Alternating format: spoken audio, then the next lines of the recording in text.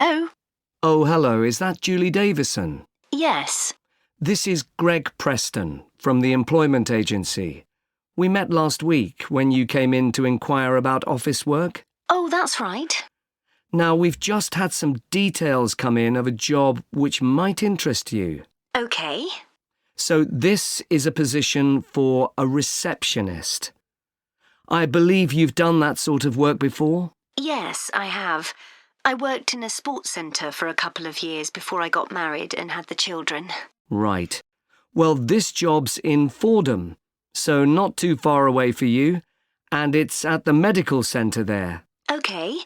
So where exactly is that? It's quite near the station on Chastons Road. Sorry? Chastons Road. That's Chastons.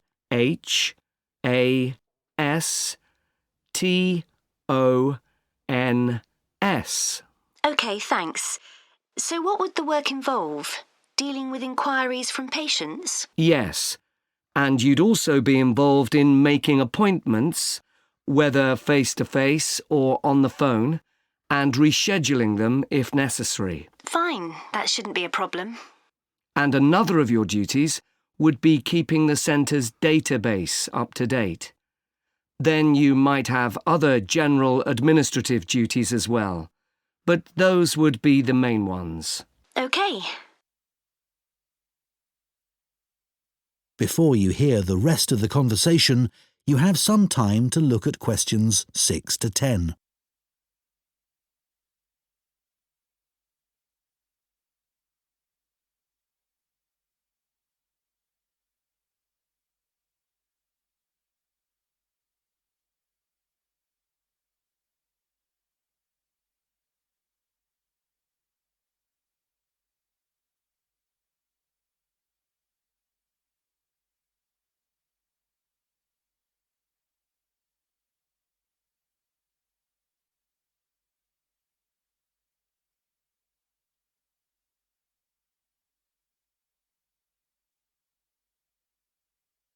Now listen and answer questions 6 to 10.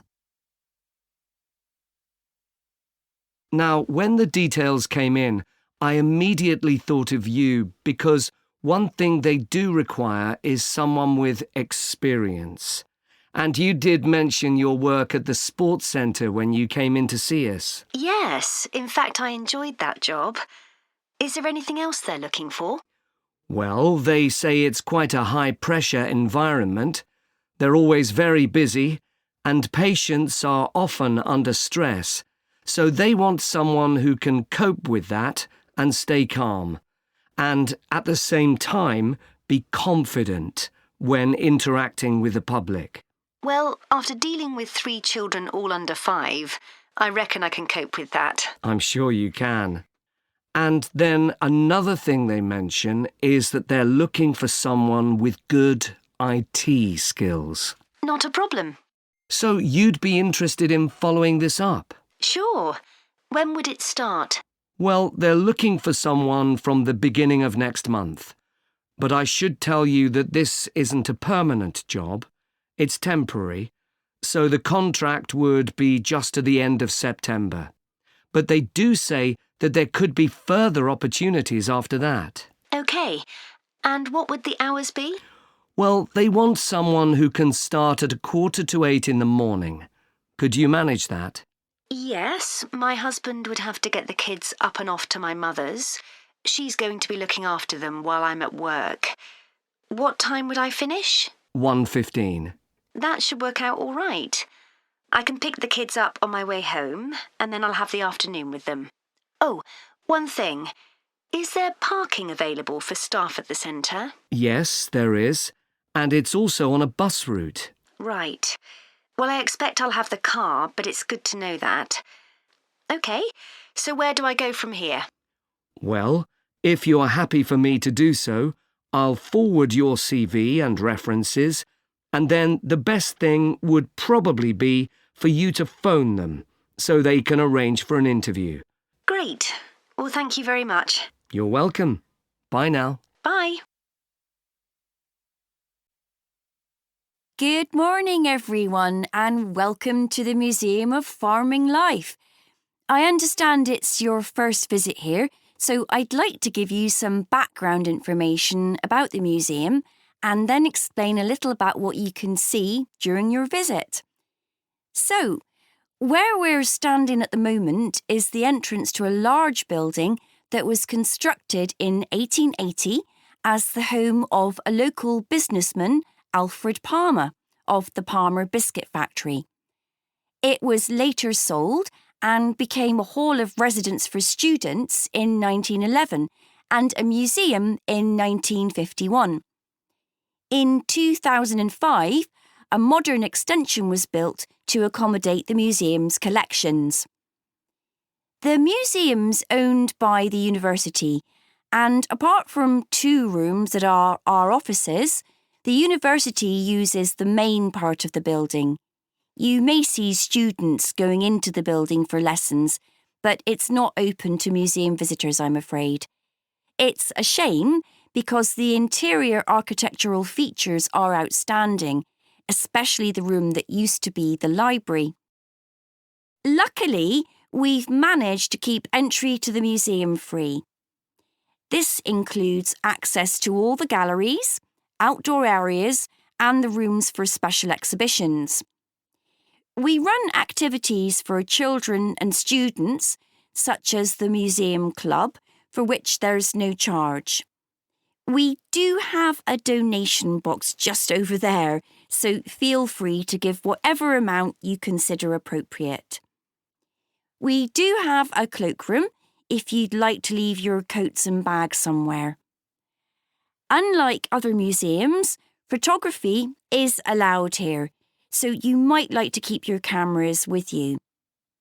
You might be more comfortable not carrying around heavy rucksacks, though keep your coats and jackets on as it's quite cold in the museum garden today.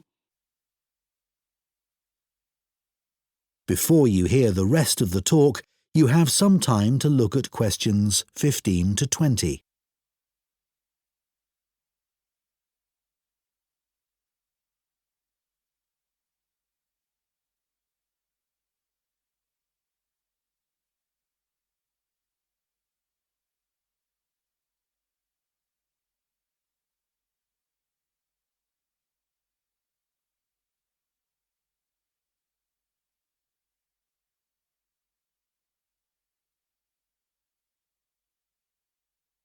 Now listen and answer questions 15 to 20.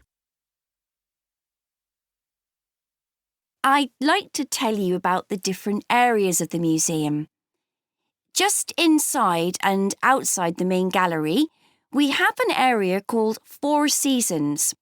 Here, you can watch a 4-minute animation of a woodland scene. It was designed especially for the museum by a group of young people on a film studies course, and it's beautiful. Children absolutely love it, but then so do adults. The main gallery is called Town and Country. It includes a photographic collection of prize-winning sheep and shepherds.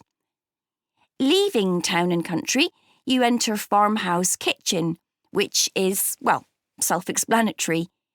Here, we have the oldest collection of equipment for making butter and cheese in the country. And this morning, a specialist cheesemaker will be giving demonstrations of how it's produced. You may even get to try some. After that, you can go in 2 directions. To the right is a staircase that takes you up to a landing from where you can look down on the galleries. To the left is a room called A Year on the Farm. There is lots of seating here, as sometimes we use the room for school visits, so it's a good place to stop for a rest. If you're feeling competitive, you can take our memory test, in which you answer questions about things you've seen in the museum. The next area is called Wagon Walk. This contains farm carts from nearly every part of the country. It's surprising how much regional variation there was. Beside the carts are display boards with information about each one. The carts are old and fragile, so we ask you to keep your children close to you and ensure they don't climb on the carts. From Wagon Walk, you can either make your way back to reception or go out into the garden, or even go back to take another look in the galleries. In the far corner of the garden is Bees Are Magic, but we're redeveloping this area so you can't visit that at the moment. You can still buy our honey in the shop though. Finally, there's the pond, which contains all kinds of interesting wildlife. There are baby ducks that are only a few days old, as well as tiny frogs. The pond isn't deep, and there is a fence around it, so it's perfectly safe for children. I want you to discuss the lesson we've just been watching on the video and think about the ways in which origami can be a useful educational tool. Can you all work with the person sitting next to you? I had no idea that such a simple thing like folding squares of paper to make the shape of something like a bird could be such an amazing tool. It's made me see origami in a whole new light. I know. It was interesting to see the educational skills the children were developing by doing origami. On the video, you could see them really listening hard to make sure they did all the steps in the right order to make the bird. That's right. In this lesson, they were working individually, but it would also be interesting to see if the children could work out how to make something simple without being given any direction. That would help with building teamwork as well. Yes, but much more of a challenge. One thing that really stood out for me was that the children were all having fun while being taught something new. Which is a key aim of any lesson with this age group. And although these kids had no problems with folding the paper, with younger children, you could do origami to help practice fine motor skills. Absolutely. Shall we talk about the individual children we saw on the video? I wrote all their names down and took some notes. Yes, I did too. OK, good. Let's start with Sid. He was interesting because before they started doing the origami, he was being quite disruptive. Yes, he really benefited from having to use his hands. It helped him to settle down and start concentrating. Yes, I noticed that too. What about Jack? I noticed he seemed to want to work things out for himself. You could see him trying out different things rather than asking the teacher for help. What did you make of Naomi? She seemed to be losing interest at one point, but then she decided she wanted her mouse to be the best, and that motivated her to try harder. She didn't seem satisfied with hers in the end, though. No. Anya was such a star. She listened so carefully and then produced the perfect bird with very little effort. I think the teacher could have increased the level of difficulty for her. Maybe. I think it was the first time Zara had come across origami. She looked as if she didn't really get what was going on. She seemed unsure about what she was supposed to do, but in the end, hers didn't turn out too badly. Yeah, I'm sure it was a positive learning experience for her. Before you hear the rest of the discussion, you have some time to look at questions 28 to 30.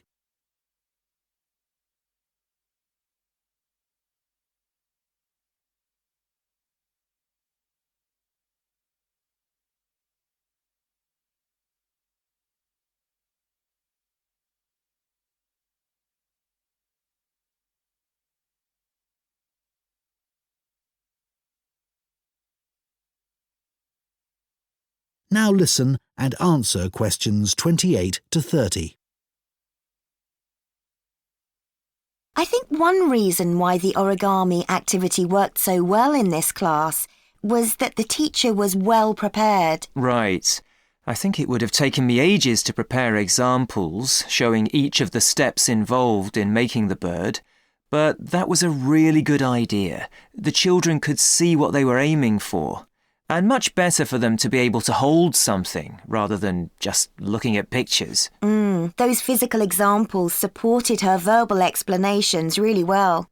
It's strange that origami isn't used more widely. Why do you think that is? Well, teachers may just feel it's not that appealing to children who are used to doing everything on computers, especially boys, even if they're aware of the benefits. Oh, I don't know. It's no different to any other craft activity. I bet it's because so many teachers are clumsy like me. That's true. Too much effort required if you're not good with your hands. Well, anyway, I think we should try it out in our maths teaching practice with Year 3. I can see using origami is a really engaging way of reinforcing children's knowledge of geometric shapes, like they were doing in the video. But I think it would also work really well for presenting fractions, which is coming up soon. Good idea. That's something most of the kids in that class might struggle with. Origami would also be good practice for using symmetry, but I think they did that last term. OK, well, let's try and get some ideas together and plan the lesson next week. OK, if you could also... The person I've chosen to talk about is the French writer Victor Hugo. Many people have heard of him because his novel, Les Miserables, which he wrote in 1862, is famous around the world. It became a stage musical in the 1980s, and a film version was also released in 2012. So some of us, I'm sure, have a pretty general idea of the plot, but we know much less about the author.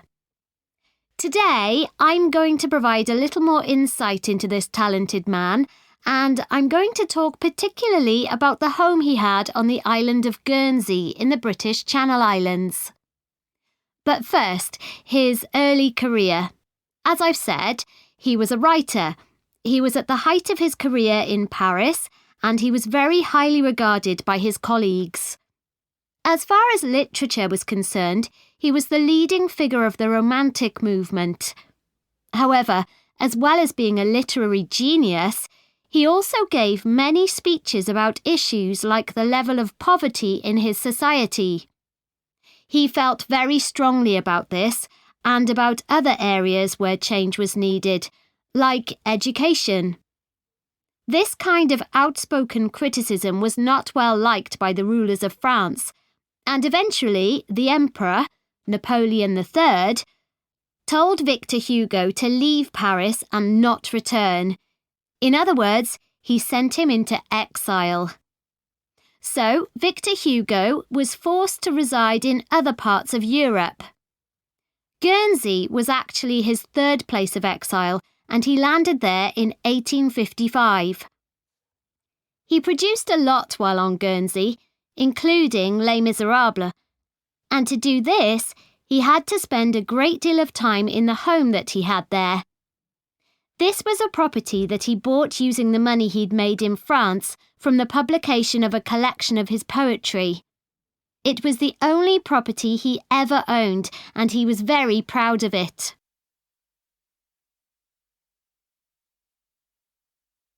The property Victor Hugo bought on Guernsey was a large 5-storey house in the capital town of St. Peter Port, and he lived there for 15 years, returning to France in 1870 when Napoleon's empire collapsed.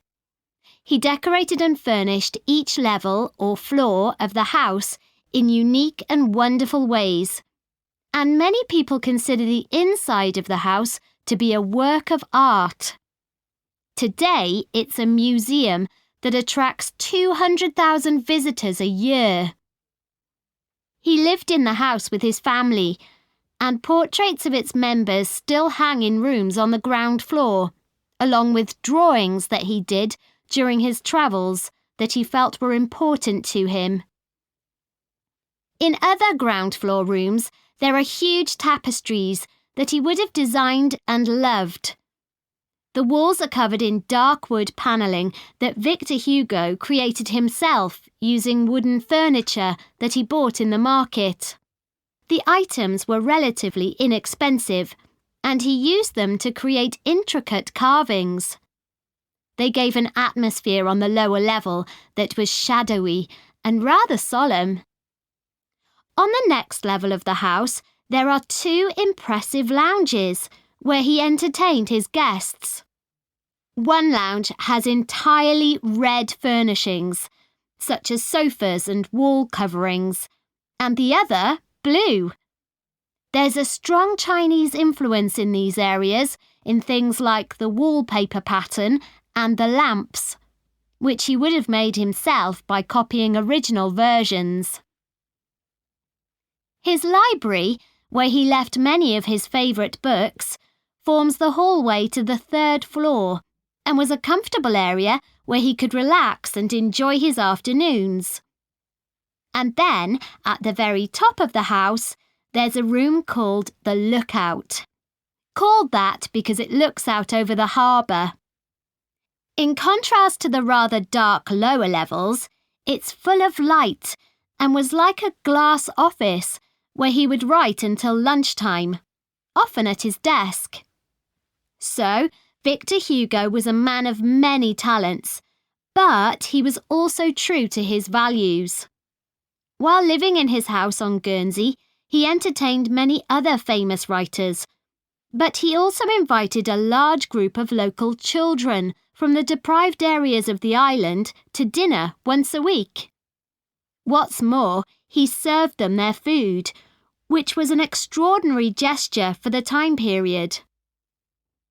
In 1927, the house was owned by his relatives, and they decided to donate it to the city of Paris.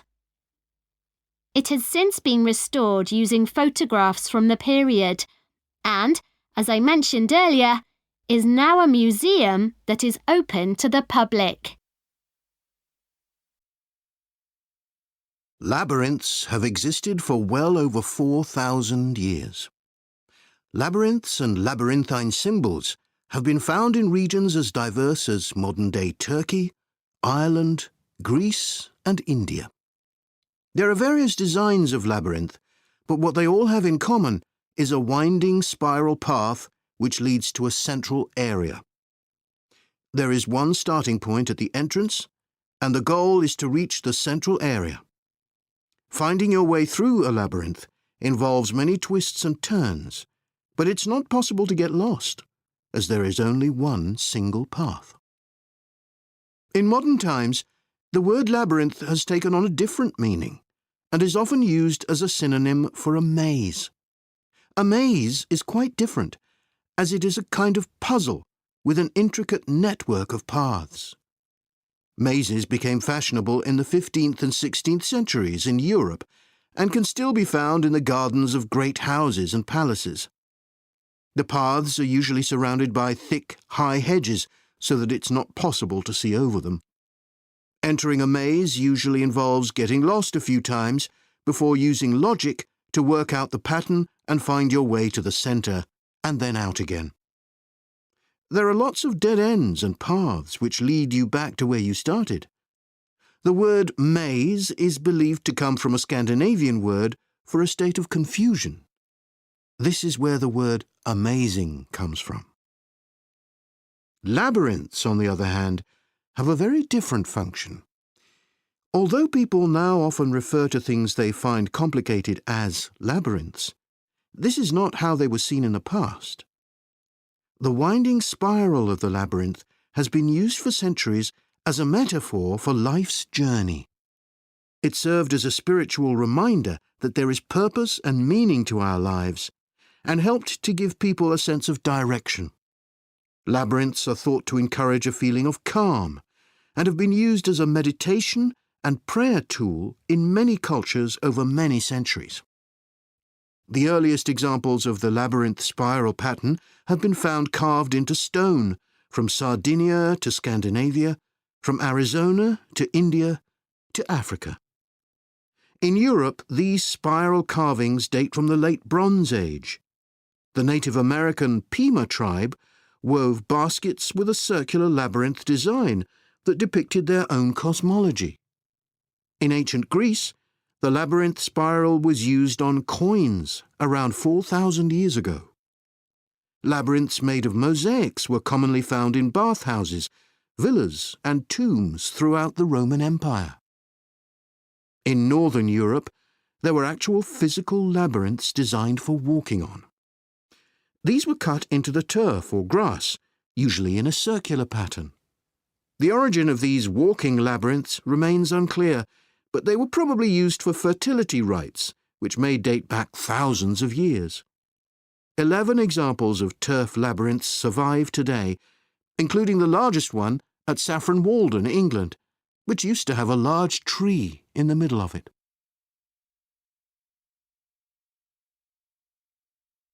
More recently, labyrinths have experienced something of a revival. Some believe that walking a labyrinth promotes healing and mindfulness, and there are those who believe in its emotional and physical benefits, which include slower breathing and a restored sense of balance and perspective. This idea has become so popular that labyrinths have been laid into the floors of spas, wellness centres, and even prisons in recent years.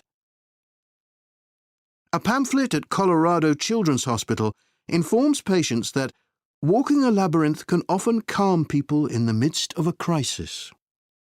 And apparently, it's not only patients who benefit. Many visitors find walking a labyrinth less stressful than sitting in a corridor or waiting room. Some doctors even walk the labyrinth during their breaks.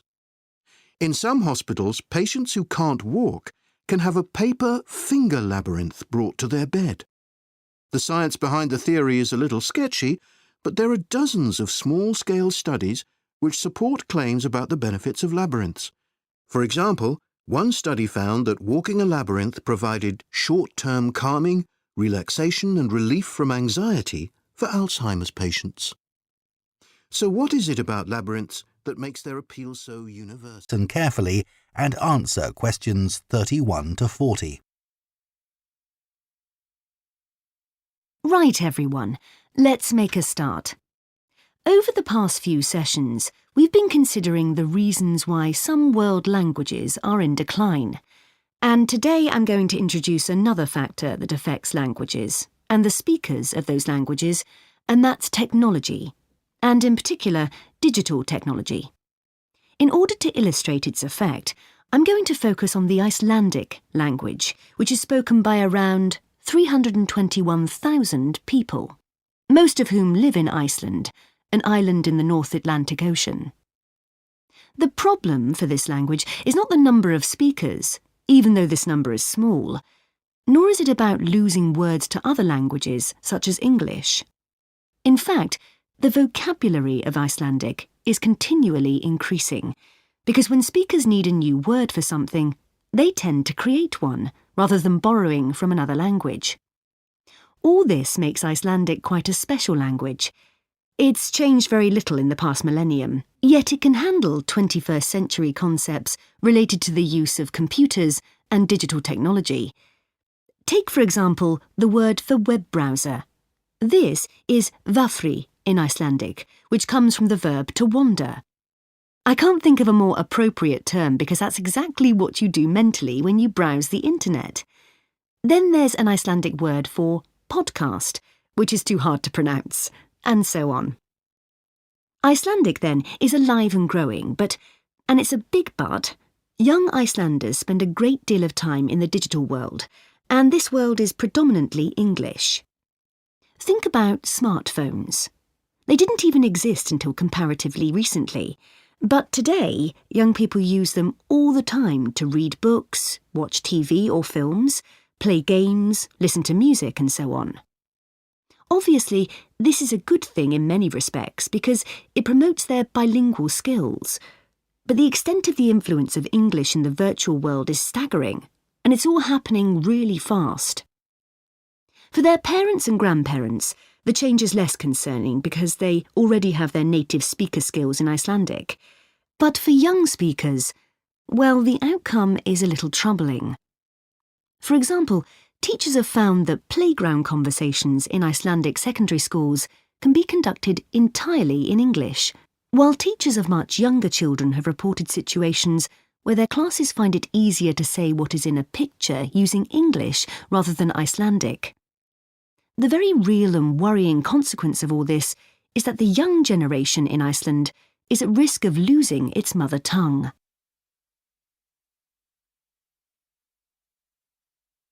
Of course, this is happening to other European languages too. But while internet companies might be willing to offer, say, French options in their systems, it's much harder for them to justify the expense of doing the same for a language that has a population the size of a French town, such as Nice. The other drawback of Icelandic is the grammar, which is significantly more complex than in most languages. At the moment, the tech giants are simply not interested in tackling this. So, what is the Icelandic government doing about this? Well, large sums of money are being allocated to a language technology fund that it is hoped will lead to the development of Icelandic-sourced apps and other social media and digital systems. But clearly this is going to be an uphill struggle. On the positive side, they know that Icelandic is still the official language of education and government. It has survived for well over 1,000 years, and the experts predict that its future in this nation-state is sound and will continue to be so. However, there's no doubt that it's becoming an inevitable second choice in young people's lives. This raises important questions. When you consider how much of the past is tied up in a language, will young Icelanders lose their sense of their own identity? Another issue that concerns the government of Iceland is this. If children are learning 2 languages through different routes, neither of which they are fully fluent in, will they be able to express themselves properly? Scientists believe that a majority of the Earth's bird population migrate in some fashion or other. Some travel seasonally for relatively short distances, such as birds that move from their winter habitats in lowlands to mountaintops for the summers. Others, like the Arctic tern, travel more than 25,000 miles seasonally between the northern and southern poles. Bird migration has been studied over many centuries through a variety of observations. But until relatively recently, where birds went to in the winter was considered something of a mystery. The lack of modern science and technology led to many theories that we now recognise as error-filled and even somewhat amusing. Take hibernation theory, for example. 2,000 years ago, it was commonly believed that when birds left an area, they went underwater to hibernate in the seas and oceans. Another theory for the regular appearance and disappearance of birds was that they spent winter hidden in mud till the weather changed and food became abundant again. The theory that some birds hibernate persisted until experiments were done on caged birds in the 1940s, which demonstrated that birds have no hibernation instinct. One of the earliest naturalists and philosophers from ancient Greece was Aristotle, who was the first writer to discuss the disappearance and reappearance of some bird species at certain times of year. He developed the theory of transmutation, the seasonal change of one species into another by observing redstarts and robins. He observed that in the autumn, small birds called redstarts began to lose their feathers, which convinced Aristotle that they changed into robins for the winter and back into redstarts in the summer. These assumptions are understandable, given that this pair of species are similar in shape, but are a classic example of an incorrect interpretation based on correct observations. The most bizarre theory was put forward by an English amateur scientist, Charles Morton, in the 17th century. He wrote a surprisingly well-regarded paper, claiming that birds migrate to the moon and back every year. He came to this conclusion as the only logical explanation for the total disappearance of some species.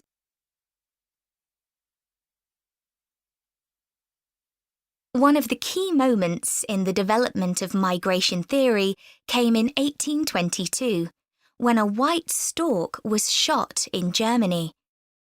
This particular stork made history because of the long spear in its neck, which, incredibly, had not killed it. Everyone immediately realised this spear was definitely not European. It turned out to be a spear from a tribe in Central Africa. This was a truly defining moment in the history of ornithology, because it was the first evidence that storks spend their winters in sub-Saharan Africa. You can still see the arrow stork in the zoological collection of the University of Rostock in Germany. People gradually became aware that European birds moved south in autumn and north in summer, but didn't know much about it until the practice of catching birds and putting rings on their legs became established. Before this, very little information was available about the actual destinations of particular species and how they travelled there. People speculated that larger birds provided a kind of taxi service for smaller birds by carrying them on their backs. This idea came about because it seemed impossible that small birds, weighing only a few grams, could fly over vast oceans. This idea was supported by observations of bird behaviour, such as the harassment of larger birds by smaller birds. The development of bird ringing by a Danish schoolteacher, Hans Christian Cornelius Mortensen, made many discoveries possible. This is still common practice today and relies upon what is known as recovery. This is when ringed birds are found dead in the place they have migrated to and identified. Huge amounts of data were gathered in the early part of the 20th century, and for the first time in history, people understood where birds actually went to in winter. In 1931, an atlas was published showing where the most common species of European birds migrated to. More recent theories about bird migration vary widely. That is the end of part 4. 1. Today, we're going to look at another natural food product, and that's maple syrup. What is this exactly? Well, maple syrup looks rather like clear honey, but it's not made by bees. It's produced from the plant fluid, or sap, inside the maple tree, and that makes maple syrup a very natural product. Maple syrup is a thick, golden, sweet-tasting liquid that can be bought in bottles or jars and poured onto foods such as waffles and ice cream, or used in the baking of cakes and pastries. It contains no preservatives or added ingredients, and it provides a healthy alternative to refined sugar. Let's just talk a bit about the maple tree itself, which is where maple syrup comes from. So, there are many species of maple tree, and they'll grow without fertilizer in areas where there's plenty of moisture in the soil.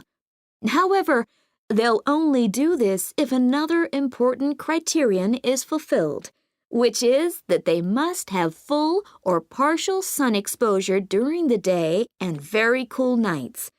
And I'll talk more about that in a minute. There are only certain parts of the world that provide all these conditions. One is Canada, and by that I mean all parts of Canada. And the other is the northeastern states of North America. In these areas, the climate suits the trees perfectly. In fact, Canada produces over 2/3 of the world's maple syrup, which is why the 5-pointed maple leaf is a Canadian symbol and has featured on the flag since 1964. So, how did maple syrup production begin? Well, long before Europeans settled in these parts of the world, the indigenous communities had started producing maple sugar. They bored holes in the trunks of maple trees and used containers made of tree bark to collect the liquid sap as it poured out. As they were unable to keep the liquid for any length of time, they didn't have storage facilities in those days. They boiled the liquid by placing pieces of rock that had become scorching hot from the sun into the sap. They did this until it turned into sugar. and they were then able to use this to sweeten their food and drinks. Since that time, improvements have been made to the process, but it has changed very little overall.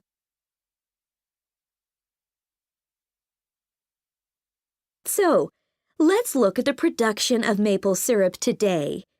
Clearly, the maple forests are a valuable resource in many Canadian and North American communities. The trees have to be well looked after, and they cannot be used to make syrup until the trunks reach a diameter of around 25 centimeters. This can take anything up to 40 years. As I've already mentioned, maple trees need the right conditions to grow and also to produce sap. Why is this? Well, what happens is that during a cold night, the tree absorbs water from the soil, and that rises through the tree's vascular system. But then, in the warmer daytime, the change in temperature causes the water to be pushed back down to the bottom of the tree. This continual movement, up and down, leads to the formation of the sap needed for maple syrup production. When the tree is ready, it can be tapped, and this involves drilling a small hole into the trunk and inserting a tube into it that ends in a bucket. The trees can often take several taps, though the workers take care not to cause any damage to the healthy growth of the tree itself. The sap that comes out of the trees consists of 98% water and 2% sugar and other nutrients. It has to be boiled so that much of that water evaporates, and this process has to take place immediately using what are called evaporators. These are basically extremely large pans. The sap is poured into these. A fire is built, and the pans are then heated until the sap boils. As it does this, the water evaporates and the syrup begins to form. The evaporation process creates large quantities of steam, and the sap becomes thicker and denser, and at just the right moment, when the sap is thick enough to be called maple syrup, the worker removes it from the heat. After this process, something called sugar sand has to be filtered out, as this builds up during the boiling and gives the syrup a cloudy appearance and a slightly gritty taste. Once this has been done, the syrup is ready to be packaged so that it can be used for a whole variety of products. It takes 40 liters of sap to produce 1 liter of maple syrup, so you can get an idea of how much is needed. So that's the basic process. In places like Quebec,